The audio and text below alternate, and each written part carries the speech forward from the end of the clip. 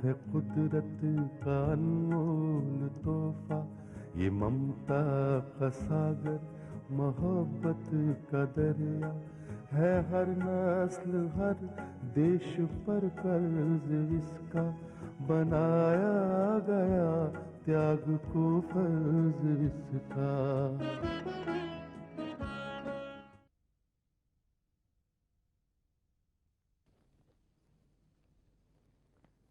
नमस्ते बाबूजी।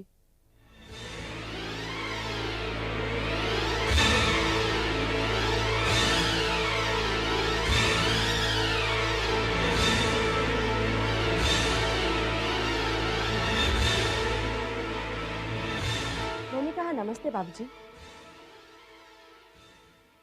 नमस्ते बेटी। तुम्हारी तबीयत कैसी है? मैं तो बिल्कुल ही ठीक हूँ, एकदम ठीक हूँ। मैं डैडी को भेजती हूँ। ठहरो बेटी।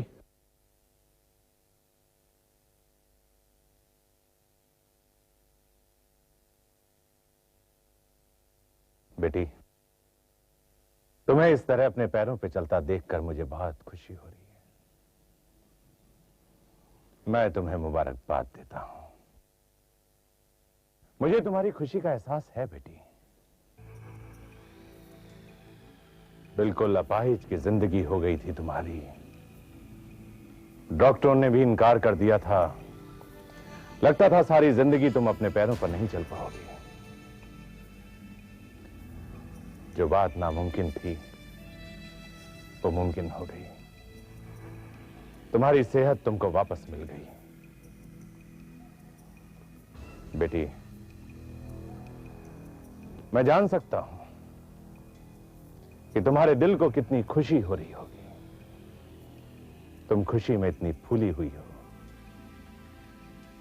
कि तुम अपने ससुर के पैर छूना भी भूल गई।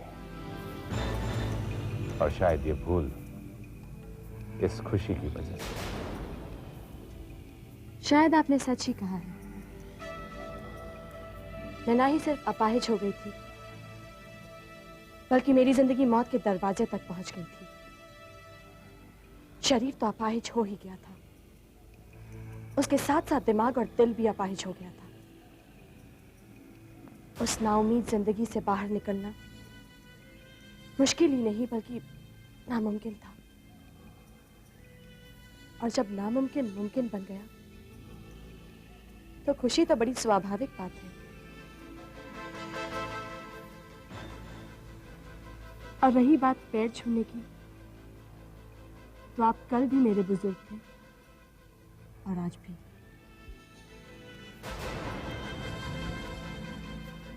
खुश रहो। मैं डैडी को भेजती हूँ।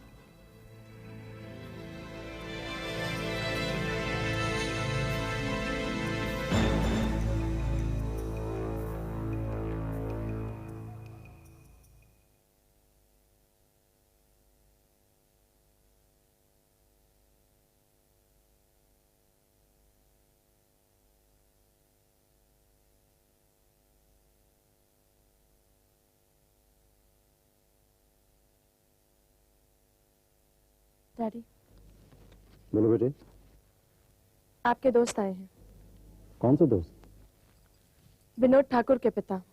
ओ, ठाकुर रुद्र प्रताप जी। हाँ। कसम बेटी, ठाकुर रुद्र प्रताप विनोद ठाकुर के पिता कब से हो गए? क्या तुम्हारा उनसे कोई रिश्ता नहीं? रिश्तों का क्या है डैडी? रिश्ते तो वक्त के साथ बदलते रहते हैं। शादी से पहले मैं उन्हें अंकल कहती थी और शादी के बाद बाबूजी। बेटे, वो तो अब भी तुम्हारे बाबूजी हैं। एक बात पूछूं डैडी? पूछो बेटे। रिश्तों का ताल्लुक खून और जज्बात के अलावा किस चीज से होता है? मैं कुछ समझा नहीं। डैडी, आप जिन रिश्तों की बात कर रहे हैं वो रिश्ते उस वक्त कहाँ गए थे जब मेरी जिंदगी सहारे की मोहताज थी, तसल्ली की मोहताज थी, हमदर्दी की मोहताज थी, प्यार की मोहताज थी।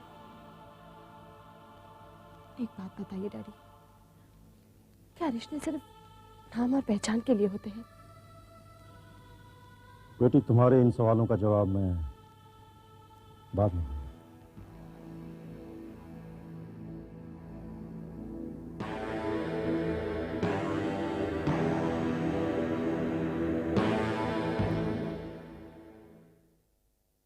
ठाकुर रुद्र प्रताप।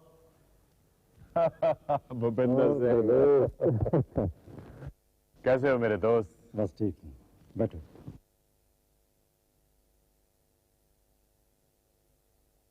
भूपेंद्र, कुसुम का हालचाल पूछने आया था।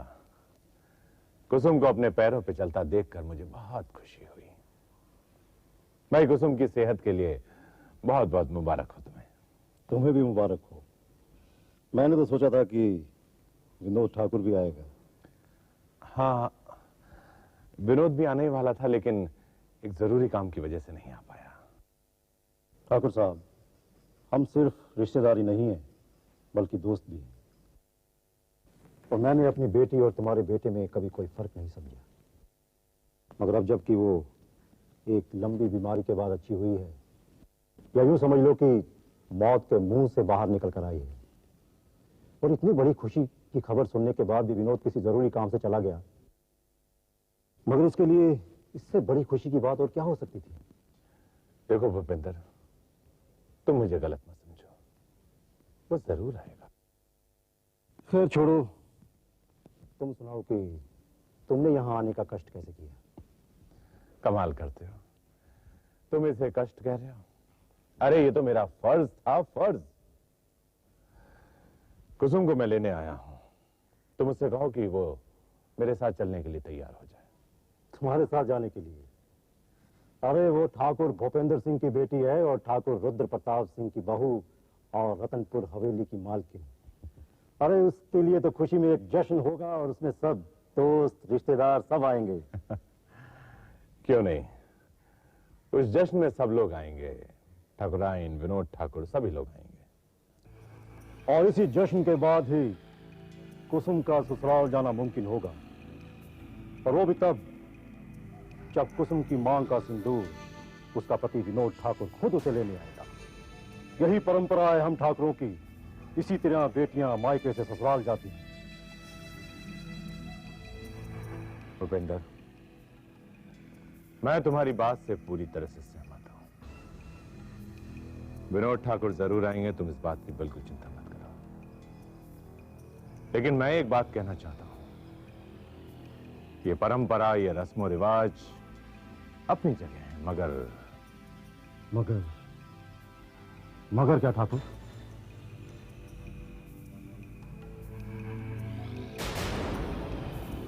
भूपेंद्र, अगर विनोद ठाकुर नहीं आया तो क्या मैं कुसुम को अपने साथ ले जा सकता हूं? ठाकुर, मैं इसे तुम्हारी बदकिस्मती समझूं कि तुम्हारे यहां किसी बेटी ने जन्म नहीं लिया। तुम्हारी हवेली में सिर्फ बहुएं ब्याह कर लाई हैं, किसी बेटी को विदा नहीं किया, किसी बेटी का ब्याह नहीं किया। ठाकुर, तुम्हें परंपराओं का ज्ञान तो है मगर ध्यान नहीं है, उसकी संजीदगी का तुम्हें एहसास नहीं है। मैं एक बेटी का बाप हूं, मुझे मालूम है कि बेटियां क्या होती हैं, उनके जज्बात क्या होते हैं, उनकी मोहब्बत क्या होती है। मेरी बेटी इस घर से तो विदा जरूर होगी, लेकिन तभी होगी जब वो अपनी मर्जी से, अपनी खुशी से ससुराल जाना चाहेगी। वो तभी जाएगी जब उसका पति उसे खुद लेने आएगा। खैर छोड़ो ठाकुर, इन बातों को छोड़ो। ये बताओ कि ठंडा पियोगे कि गर्म? नहीं ठाकुर, इस तकल्लुफ की कोई जरूरत नहीं है, मैं चलता हूं।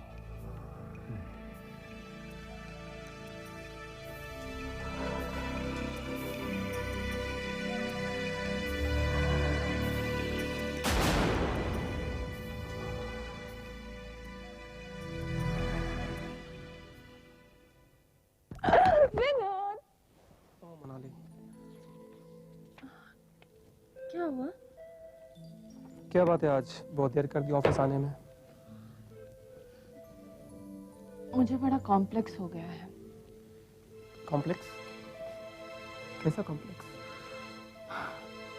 जब से आपने शादी की बात की है, उस खानदान से जुड़ने की बात की है जिसे जुड़ने का हर लड़की का सपना होगा, मुझे बहुत डर लगने लगा है। मनाली, मैंने कितनी बार कहा है तुमसे, इस डर को अपने दिल से निकाल दो। कैसे निकाल दूं? खैर, मेरा डर अपनी जगह, लेकिन आप इतने क्यों परेशान हैं? आपको परेशान देखती हूँ तो विनोद साहब मैं बहुत परेशान हो जाती हूँ। मनाली, इन परेशानियों का इलाज भी तुम ही हो। तुमसे शादी करूंगा तो इन परेशानियों से छुटकारा मिल जाएगा मुझे। मैं कम इन सर। कम इन। जी मैं एक्सपोर्ट प्रमोशन काउंसिल के ऑफिस से आया हूँ। ये लेटर ठाकुर के नाम है, इसे आप रिसीव कर लीजिए। मनाली ले लो लेटर। जी नहीं सर, ये लेटर मैं आपके सिवा और किसी को नहीं दे सकता। मुझे खास तौर से ताकीद की गई है कि लेटर सिर्फ आपको दूं। किसने की है तुम्हें ताकीद? अजीत साहब ने। ठीक है सर, आप यहाँ साइन कर दीजिए।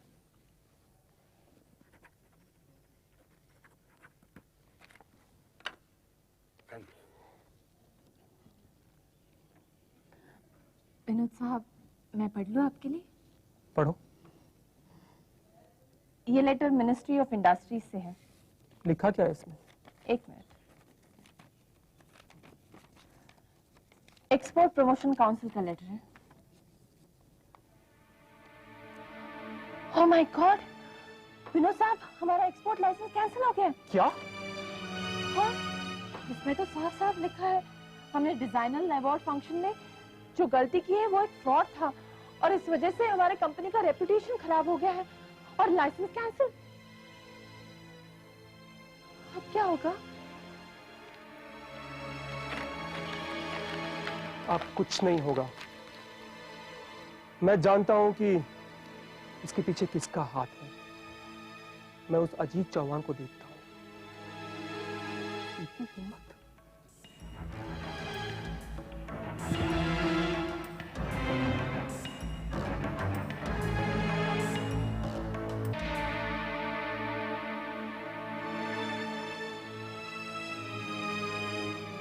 मिस्टर अजीत,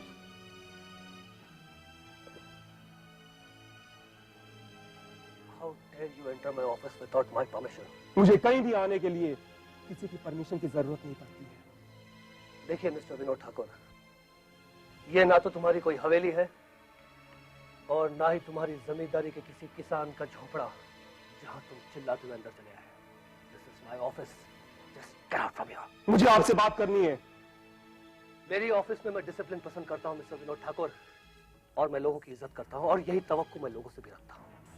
अगर तुमको जो भी बात करनी है पहले बाहर जाओ और अंदर आने की इजाजत लो मुझसे। देखिए मिस्टर अजीत, देखिए मिस्टर विनोद ठाकुर, मुझे कोई भी कदम उठाने पर मजबूर मत कीजिए। मैंने जो तुमसे कहा है उसे सुनिए और यहाँ से चले जाइए।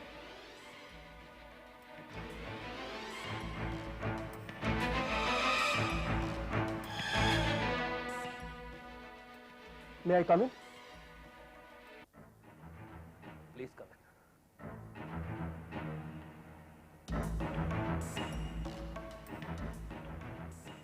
मैं आपसे कुछ पूछने आया हूं। आपको जो कुछ भी पूछना मिस्टर ठाकुर, एक जेंटलमैन की तरह पूछिए और आपके हर सवाल का जवाब देना मैं अपना फर्ज समझूंगा। आपने मेरा एक्सपोर्ट लाइसेंस क्यों कैंसिल कर दिया?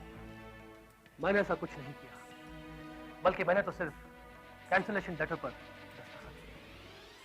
क्योंकि जब मैं वो लेटर पढ़ रहा था तो मैंने सोचा कि आपके साथ जो कुछ भी हो रहा है वो बिल्कुल ठीक हो रहा है, क्योंकि आपने प्रगति क्रिएशंस के डिजाइन्स की जिस तरह कॉपी की, जिस तरह अवार्ड फंक्शंस के उसूलों को तोड़ा, जिस तरह अवार्ड काउंसिल्स के मेंबर्स को इन्फ्लुएंस करने की कोशिश की, ये सब बातें नाजायज थी।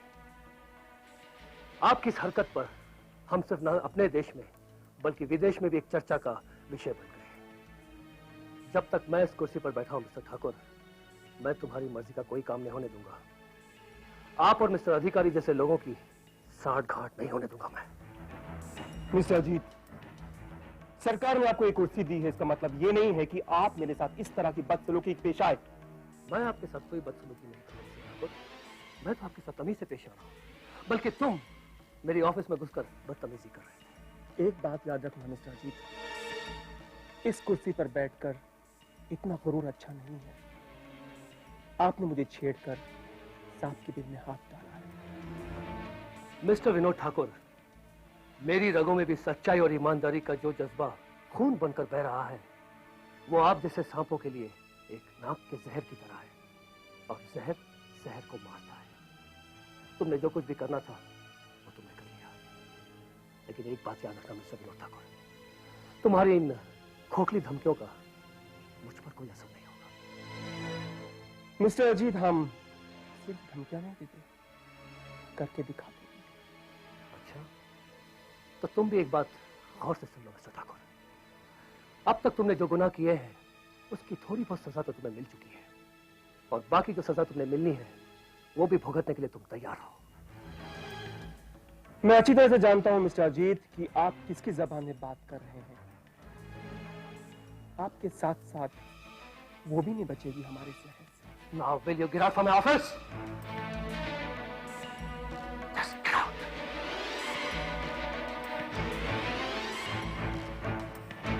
Get out.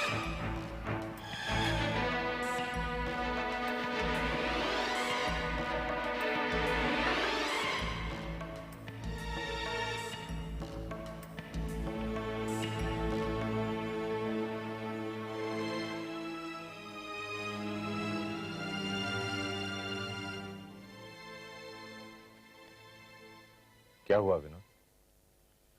अच्छा किया तुम आ गए, मुझे तुमसे कुछ जरूरी बातें करनी थी। बाबूजी, सारी जरूरी बातें भूल जाइए और इस बात जो मैं कहता हूं वो सुनिए। अब फिर क्या हिमाकत करके आ गया हो तुम बरकतदार? क्या करके आ गया हो? कुछ नहीं बाबूजी, इस बार प्रगति ने, उस नागिन ने फिर से डसा है हमें। अब क्या किया उसने?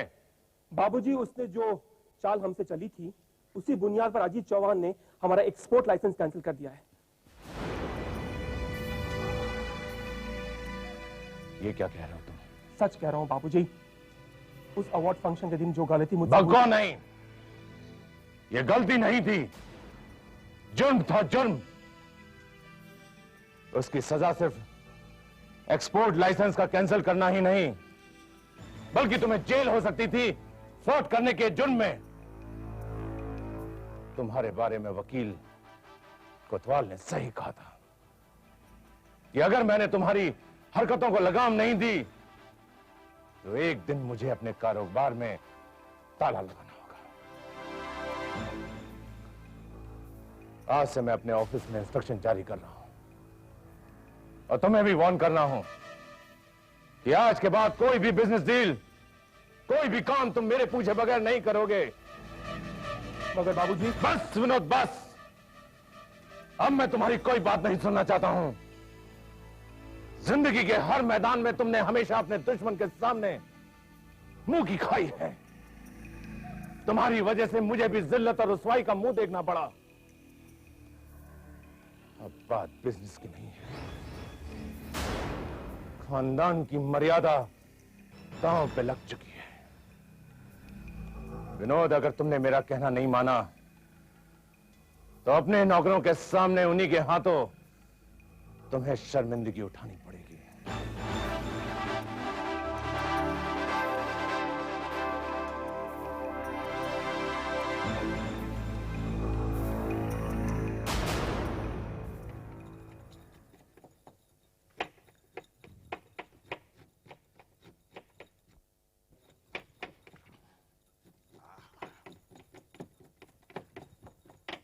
चाहे राम कटोरी, क्या तेरे हाथ चल रहे? टक टक टक टक टक टक टक टक।